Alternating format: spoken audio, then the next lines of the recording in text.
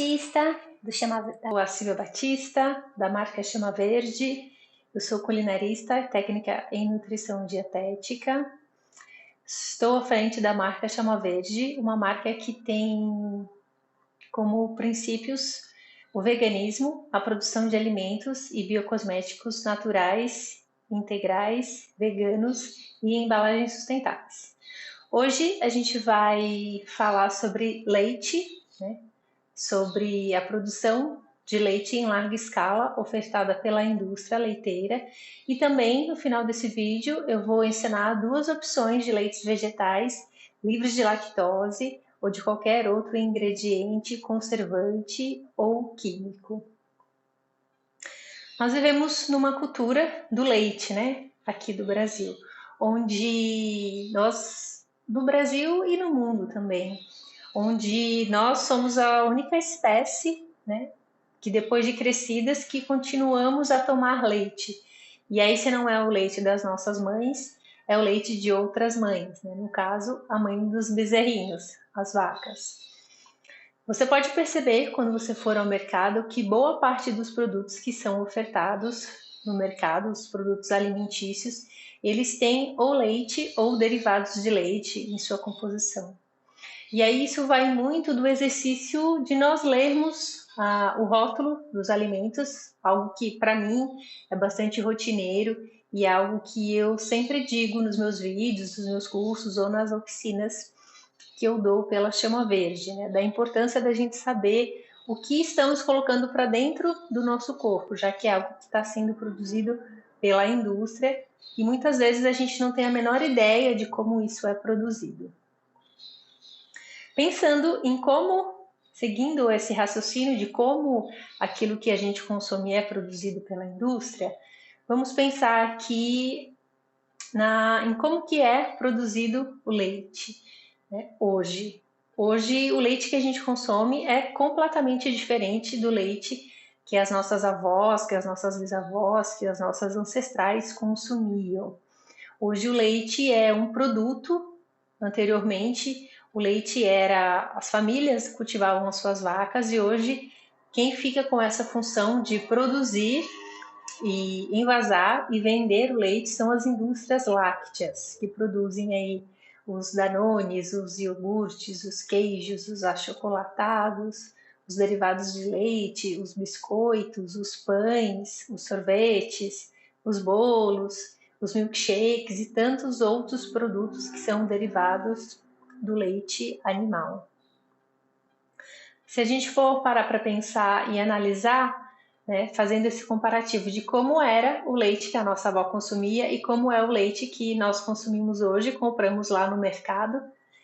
Esse leite que consumimos hoje, você pode perceber lá na descrição que ele é enriquecido, né, com ferro, com outros nutrientes. E por que será que esse leite é enriquecido? Por que será que ele precisa ser enriquecido? Porque muitas vezes no processo de pasteurização, que é o processo de pasteurização? É quando você eleva, né, o leite, né, o processo UHT. Quando você eleva a fervura desse alimento em uma temperatura muito alta, que significa o UHT? Ultra High Temperature, que é a altura, temperatura altíssima, né?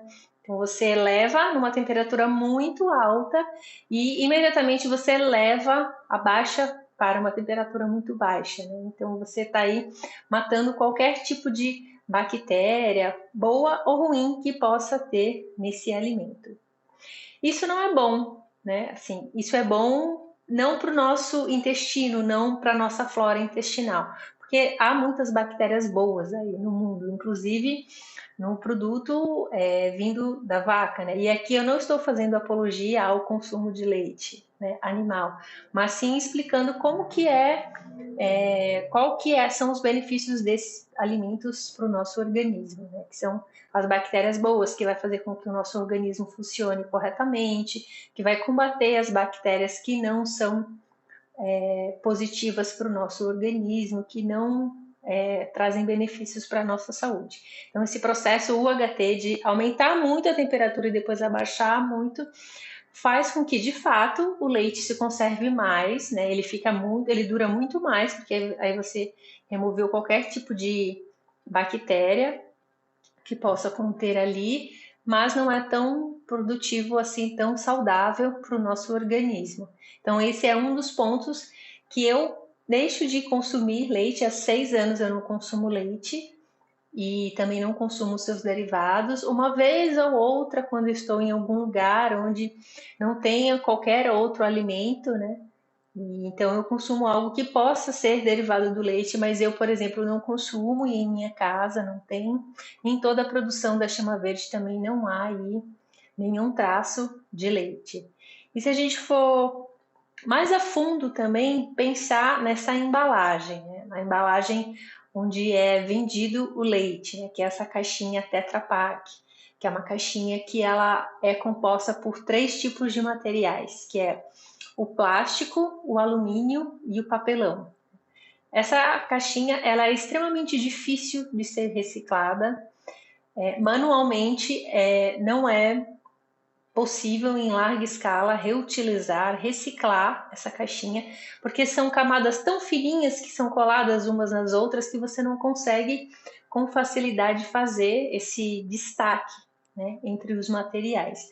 Então esse é um tipo de material que nós chamamos de material composto, um material não reciclável e também não biodegradável, algo que não se degrada no ambiente. Então, esse é mais um ponto negativo, que eu considero negativo, para o consumo de leite animal, né?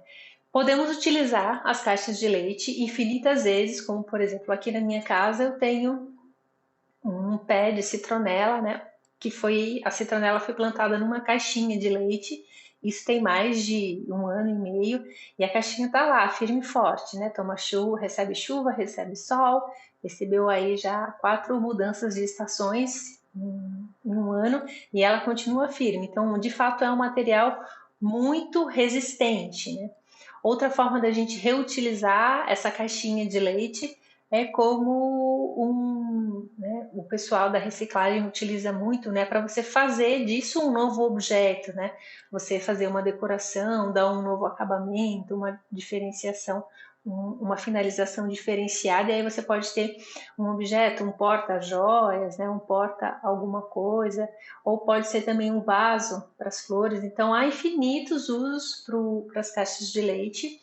Outro uso que também é muito feito para as caixas de leite são as casas que são revestidas com elas, né? Porque aí ela traz um conforto térmico pelo fato de ter essa composição de alumínio, papelão e plástico, além de ser impermeável. Então, tem aí algumas finalidades, mas a gente não consegue, como sociedade, consumir, né, dar fim, reutilizar todo o material, né, todas as caixas de leite que são produzidas pela indústria. Então, muito disso é descartado, né?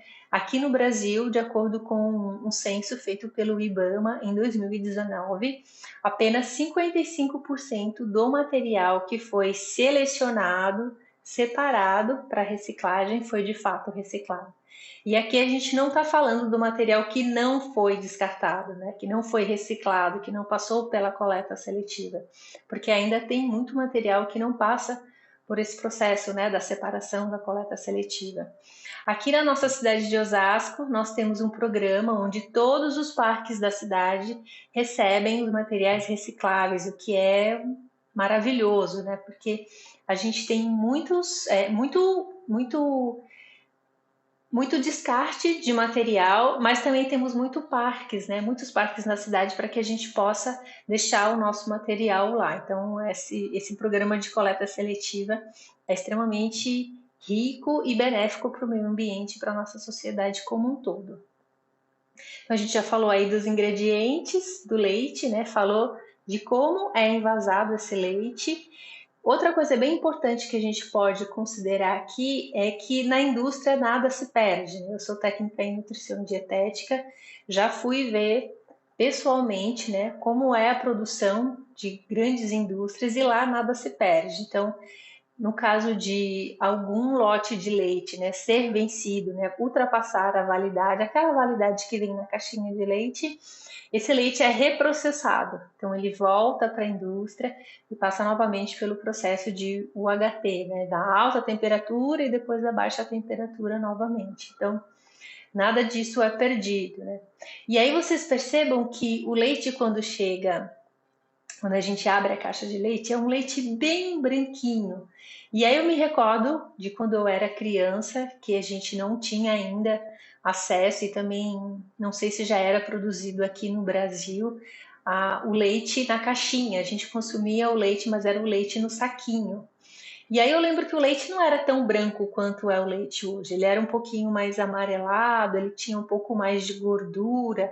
Eu lembro muito bem disso, que na minha família se fazia muito doce de leite de vaca, né? Minha avó era aí uma excepcional doceira de doce de leite.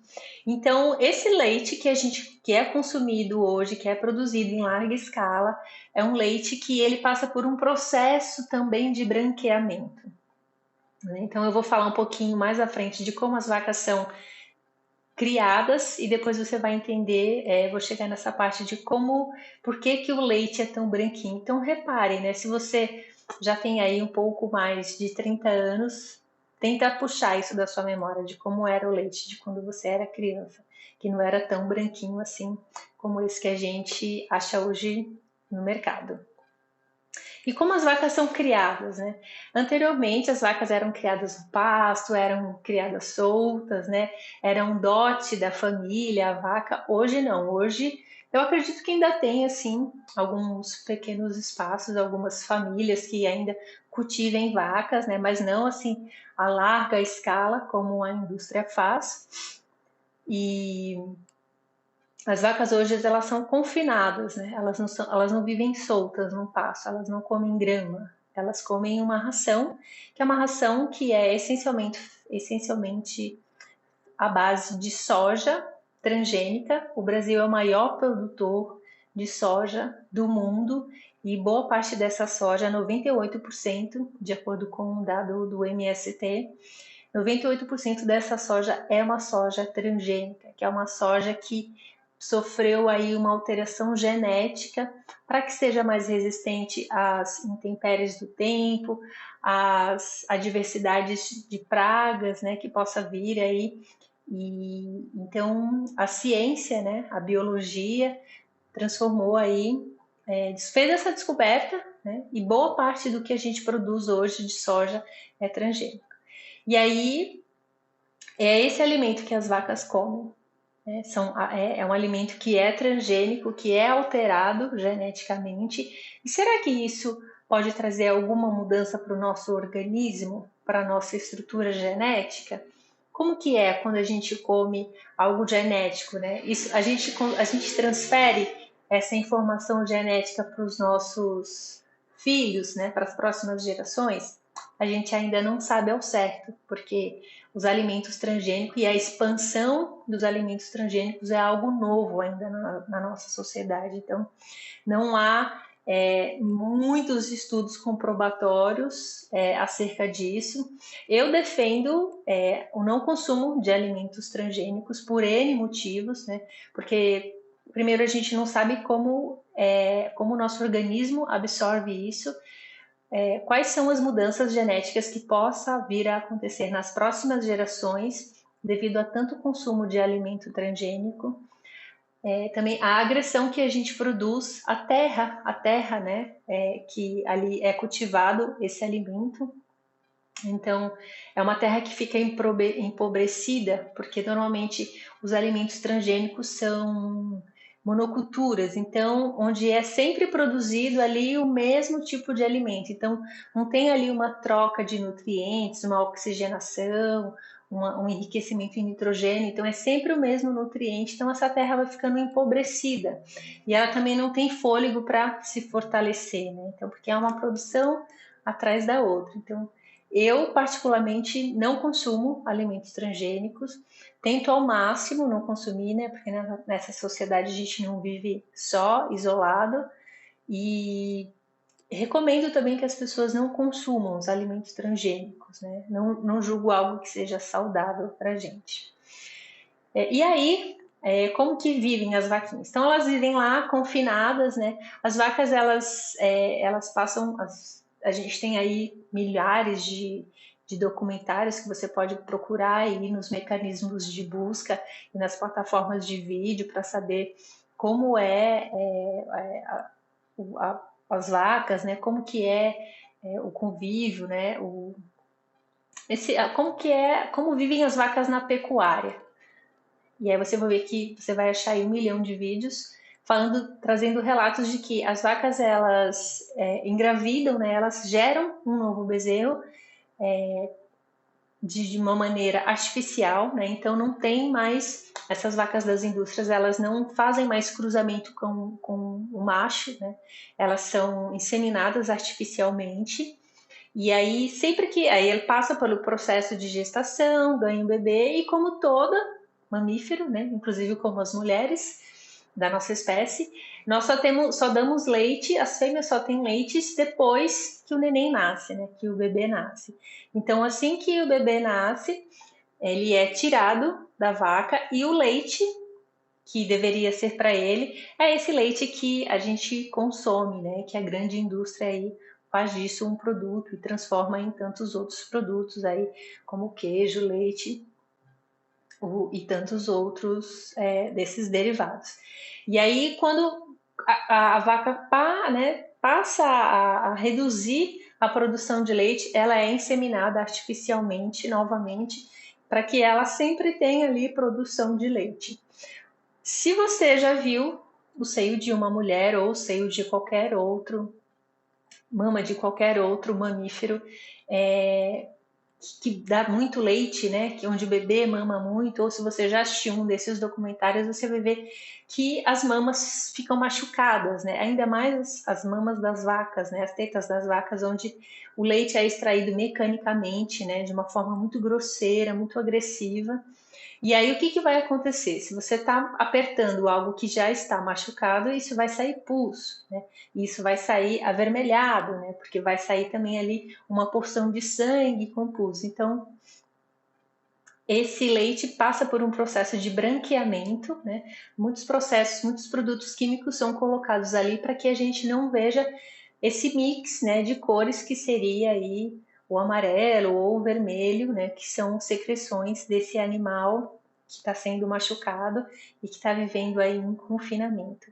E aqui posso até dizer que faço uma apologia ao veganismo, porque eu acredito que a gente não precise, né, de tanto consumo de lácteos, assim, de laticínios, ainda mais a troco de tanto sofrimento desse animal, né? Então, eu, como falei aqui, já não consumo leite há muitos anos e percebo que isso é um hábito, né, aqui no Brasil. A gente tem o hábito de muitas vezes acordar e tomar o café com leite, tomar o leite antes de dormir, tomar um iogurte como sobremesa, mas todos esses leites são possíveis de acordo com extração vegetal, e hoje a gente vai aprender 2 formas de extração de leites.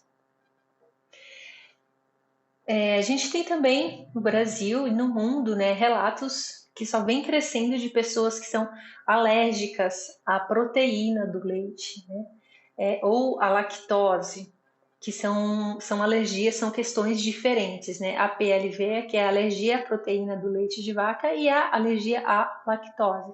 São questões diferentes aqui, abordagens diferentes, mas é uma alergia do mesmo produto, né? Do leite. Então, existe também uma diferença entre a alergia e a intolerância. Então, qual que é a diferença? É a sensibilidade que a pessoa vai ter e o quão ela vai sofrer diante disso. Então, uma pessoa que é alérgica, por exemplo, eu, como há muito tempo não como leite, né, não como derivados de leite, por um período, desenvolvi uma alergia ao leite. Então, se eu comia leite, começava a sair algumas brotoejas, bem poucas assim pela minha pele, e começava a coçar. Então, isso é uma pequena alergia. Agora, tem pessoas que têm intolerâncias, né? Que não pode nem com o traço de leite. E como é? Como que... Normalmente, se você suspeita que você ou alguém da sua família ou algum conhecido seu possa estar com alguma alergia ou da proteína do leite ou da lactose, mas enfim, de algum derivado do leite, consulte um médico, né? A gente tem exames onde é possível com facilidade identificar se é alergia, se é intolerância, né? E aí você pode fazer substituições, iniciando por esse vídeo que a gente está fazendo aqui e por outras tantas receitas que tem disponíveis hoje pela internet.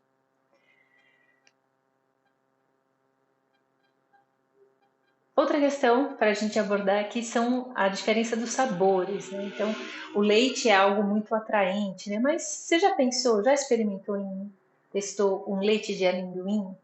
Esse é um dos leites que a gente vai fazer hoje. A gente trouxe aqui uma proposta de leite de aveia e leite de amendoim. Eles já estão aqui de molho, eles estão de molho há mais ou menos meia hora. E aí a gente vai falar dessa riqueza de nutrientes, né? Então, por exemplo, a aveia, ela é riquíssima em fibra e proteína e pode ser um bom substituto do leite, né?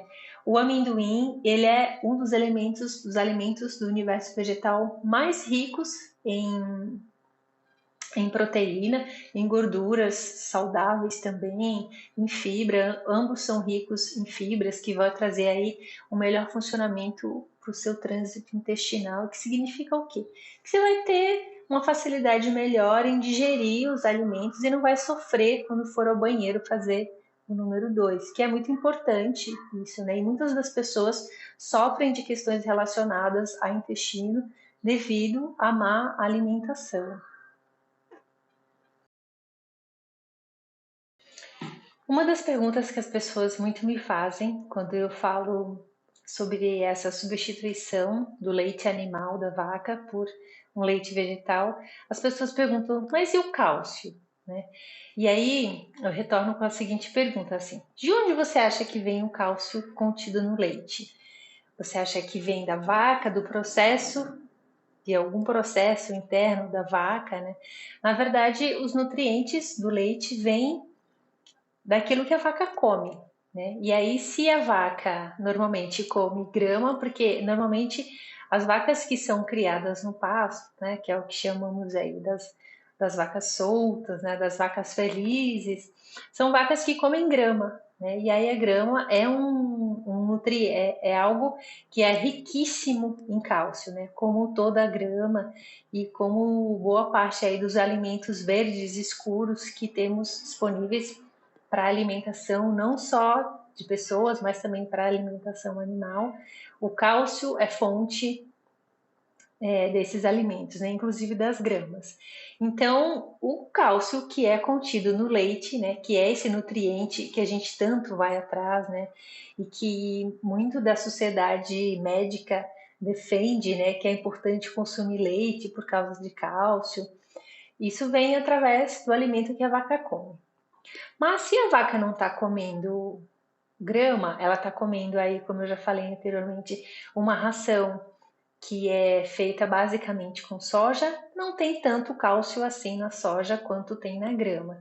Então, muitas vezes, aliás, sempre que você for comprar um leite que foi produzido pela indústria láctea, você vai ver que o leite foi enriquecido com cálcio e com outros nutrientes também, né? Porque o processo industrial faz com que muitos, se não quase que todos desses nutrientes contidos no leite animal, no leite da vaca, sejam dispensados, né? Nesses processos químicos ou então nesse processo UHT.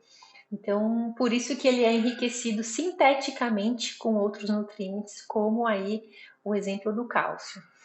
E eu que não como, né, não tomo leite, eu que adorava leite, consumia leite de manhã, ao acordar, depois do almoço, numa sobremesa, ou numa barrinha de chocolate, e à noite, antes de dormir, né, um café com leite, ou um leite com chocolate, um chocolate quente. Digo que a gente consegue sim se livrar desse desejo, né, do leite, que e muitas pessoas é um vício, né? Passa a ser um vício, né? Uma proteína. E o leite ele tem um componente que traz esse desejo da gente sempre comer mais, né? Veja aí os chocolates, né? Os chocolates com leites, né? Tanto que se você come um cacau, você não tem, né, esse disparate de querer comer mais chocolate, né? Se esse chocolate for feito de cacau sem leite, né? Ou se você come um chocolate que é 80% cacau, 70% cacau, ou um chocolate sem leite, você não tem essa perturbação, né? De querer mais e mais e mais. Então, o leite, ele de fato faz isso na gente, né? Faz com que a gente queira mais. E aí, aos poucos, você vai reduzindo, né? O meu processo de tirar o leite da minha vida foi um processo lento, porque era algo que eu gostava muito de consumir. Então eu fui retirando aos poucos, assim, primeiro eu tirei o leite da noite, depois eu tirei o leite da manhã, fui substituindo por leites vegetais, como esses daqui que eu vou ensinar para você, ou por sucos, ou por chás, ou por água saborizada. Então tem várias maneiras aí da gente encontrar outros substitutos do leite. Basta a gente querer e a gente se informar também, né, de quais nutrientes o nosso corpo precisa e ir atrás de novos sabores, né? Então, o que você vai precisar para fazer o nosso leite? Vamos lá para o preparo. Então, você vai precisar. Como aqui a gente vai fazer dois tipos diferentes de leite, a gente vai fazer o leite de aveia. E aqui eu estou usando uma aveia em flocos normais. Você pode comprar tanto no Mercadão aqui da cidade de Osasco, ou se você não for de Osasco, no Mercadão da sua cidade, pode comprar a granel. Aqui eu coloquei 100 gramas de aveia. Se você não tem uma balancinha para pesar, eu fiz aqui a medição em colheres de sopa. Então vai dar, eu anotei aqui, 8 colheres de sopa de aveia, se coloca aqui num vidro e preenche com água filtrada, né? Deixa aí de molho por meia hora, 40 minutos. Aqui pode ser aveia em flocos finos, aveia em flocos normais, aveia em flocos grossos. Aqui só não dá para fazer com a farinha de aveia, né? Porque como ela é um pó, você não vai precisar desse processo de deixar de molho. Então faça com os flocos da aveia. Outro leite que a gente vai fazer é o leite de amendoim. Esse leite de amendoim é um amendoim que aqui eu usei o xerém de amendoim, que é o amendoim picadinho, né? Ele é muito utilizado para finalização de doces, né? Na Chama Verde a gente tem um mini cookie que é feito com amendoim, que chama mini cookie da prosperidade. E aí eu peguei um pouquinho para fazer esse leite aqui para vocês. E aqui eu usei 5 colheres de sopa de amendoim, que dá em torno de 75 gramas. Então, se você tiver a balancinha, pesa aí na balancinha 75 gramas. Se você não tiver, escolha aí, meça aí 5 colheres de sopa de amendoim. E aqui um detalhe importante para falar sobre o amendoim, que seja o amendoim torrado. Eu não aconselho fazer com o amendoim cru. O amendoim cru pode ser pouco digestivo, algumas pessoas podem desenvolver aí alguma alergia, ou ele pode vir com algum bichinho ainda no amendoim. Então eu recomendo que você seja com um amendoim torrado, sem sal e sem a casca. Então é um amendoim mais indicado para fazer, ficar um gostinho bem atraente assim do amendoim. O que mais? E aí, anteriormente, né, antes de você deixar esses dois ingredientes de molho, né, é claro que você já lavou o seu vidro, né, verificou se está bem limpinho, né, e a água que você vai deixar de molho é uma água filtrada, uma água esterilizada, né, se você não tiver filtro aí na sua casa, ferva a água, espere esfriar e use aqui para o molho. O que mais você vai precisar? Você vai precisar de 2 recipientes, e aqui eu escolhi recipientes diferenciados para colocar os leites depois de prontos. Aqui eu trouxe uma garrafa com 1 litro de água, né, que é o que a gente vai usar mais ou menos para fazer esses leites. Então, cada leite vai render 500 ml. Então, para 500 ml de leite de aveia, eu usei 100 gramas de aveia ou 8 colheres de sopa de aveia. E para um resultado de 500 ml de leite de amendoim, eu usei 75 gramas de amendoim ou 5 colheres de sopa de amendoim.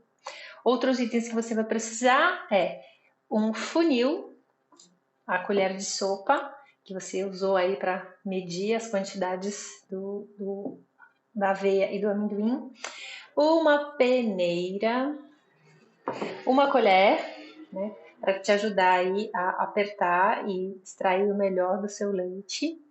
Um liquidificador, não precisa ser um liquidificador muito potente, porque a gente vai bater pouquinho esses ingredientes. Uma jarra para coar, né, para peneirar. Aqui eu trouxe 2 jarras, né, porque em uma delas eu vou dispensar essa água aqui do demolho e na outra eu vou efetivamente colocar o leite já coado.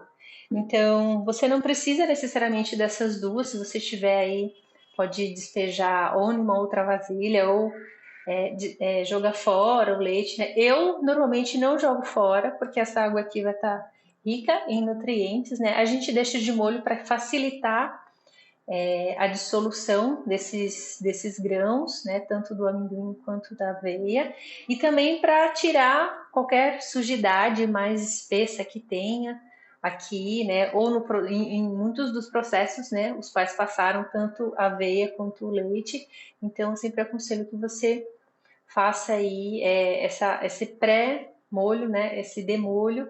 E aí como eu faço com essas águas do molho? Eu dou para as plantinhas, elas adoram, não faz mal para elas também agradecem a recepção desses nutrientes e é a gente aproveitar, né, o máximo dos recursos que a gente tem aqui, né? Por que vai jogar água fora se tem outro ser que pode ser beneficiado com essa água, não é mesmo?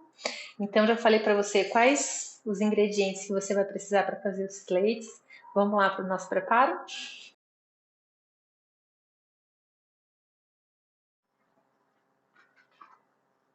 Então vamos ao preparo do nosso primeiro leite.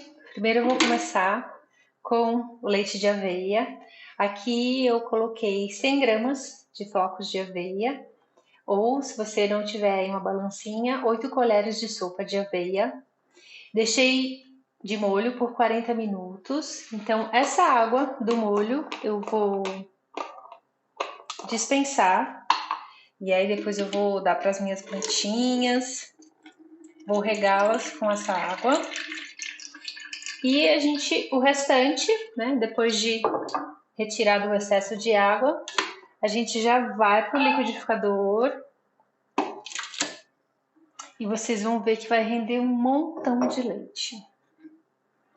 Então essa água, depois eu dou para as plantinhas. Aqui eu vou colocar uma média de meio litro de água já filtrada.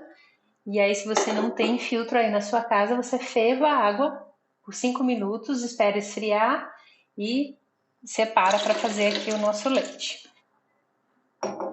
Eu vou aproveitar também essa parte aqui que ficou na peneira, para a gente não ter nenhum desperdício. Aí agora bate um pouquinho no liquidificador.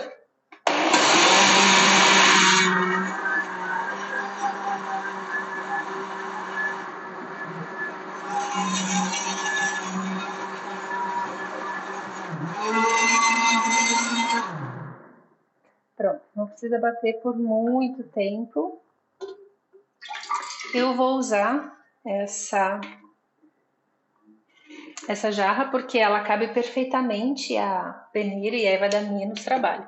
E aqui é um processo muito simples, gente. A gente vai coar na peneira e aí já dá para ver que sai um leite bem branquinho.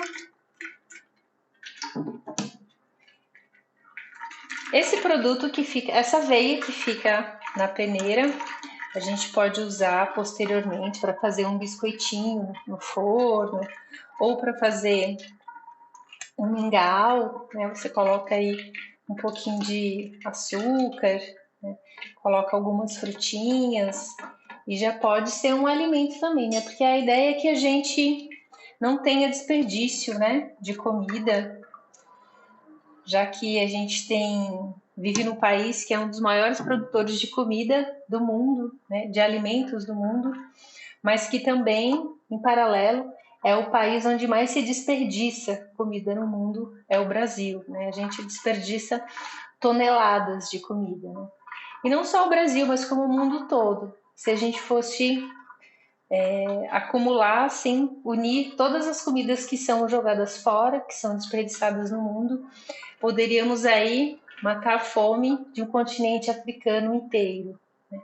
Então, não tem por que a gente desperdiçar comida. Então, aqui a gente vai coar todo esse leite. Isso aqui a gente vai colocar num outro recipiente. Coloca aqui de volta. Se você não for fazer, né, esse purê ou esse bolinho ao forno com essa aveia no mesmo dia, você pode armazená-la na geladeira por até 24 horas e aí no dia seguinte decide o que você vai fazer para não ter nenhum desperdício. Então aqui a gente está coando, peneirando já a última parte do nosso leite. Eu faço esse leite, né, sem açúcar ou sem nenhum outro tempero para adicionante de sabor, porque aí você pode fazer essa receita para qualquer preparo, né? Esse leite de aveia você pode usar para uma torta salgada, para um bolo, para um doce, para uma vitamina, para diversos preparos aí, né? Quando eu comecei a migração para o veganismo, eu pegava as receitas que eu mais gostava e ia transformando elas em receitas veganas, né? Então, o leite foi um dos primeiros alimentos que eu aprendi a fazer. E aí vocês podem ver que é super simples o preparo, né? Você não precisa de muito conhecimento ou de muita técnica para fazer um leite vegetal. Vamos pôr isso aqui. E aí eu vou armazenar esse leite nesse vidro, que eu vou reutilizar esse vidro. Esse é um vidro que eu gosto muito, ele tem uma capacidade de 700 ml. E aí a minha irmã fez essa decoração e é uma maneira da gente reciclar, reutilizar os vidros, né? Já que a gente pode reutilizá-los infinitas vezes. Você pode esterilizar, lavar, eles não pegam cheiro, né? Ficam com uma aparência, dão uma aparência bonita também para o alimento, porque você consegue visualizar o alimento, né? E olha aí o nosso leite de aveia como ficou. Acabou rendendo um pouco mais de 500 ml, porque a aveia também dilatou, ocupou bastante espaço no vidro. E essa é a receita, nosso leite de aveia. Agora a gente vai fazer uma outra receita que é, vamos fazer o nosso leite de amendoim.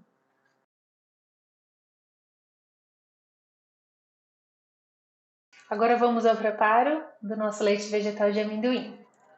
Eu deixei aqui 75 gramas de xerém de amendoim, que é um amendoim picadinho, já torrado anteriormente. Eu já comprei amendoim torrado no molho, né? Deixei ele aí de molho por 40 minutos numa água filtrada.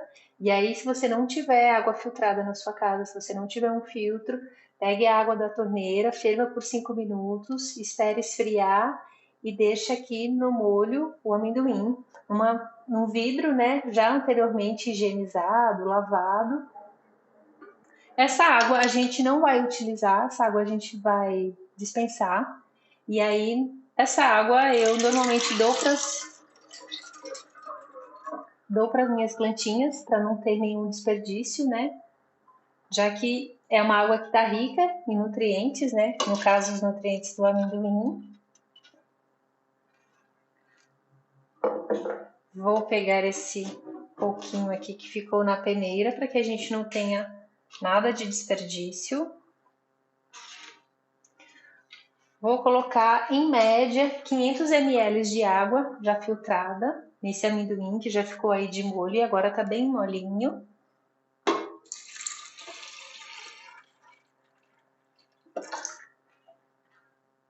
E agora eu vou bater um pouquinho no liquidificador para que esses grãos se dissolvam e ficam bem molinhos, então a gente já vai quase ter o nosso leite de amendoim pronto.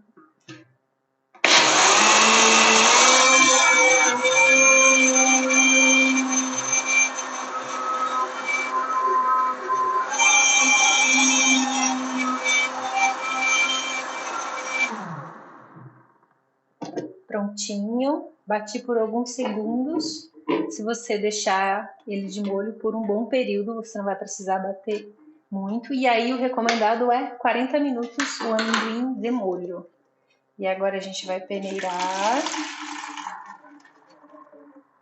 E como o leite de aveia que a gente fez anteriormente, esse leite de amendoim também fica bem branquinho.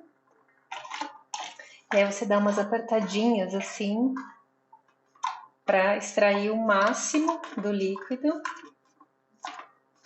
Esse amendoim que fica na peneira, você pode usá-lo depois para fazer um doce, né? Fazer uma farofa, fazer uma canjica ou qualquer outro alimento que vá amendoim.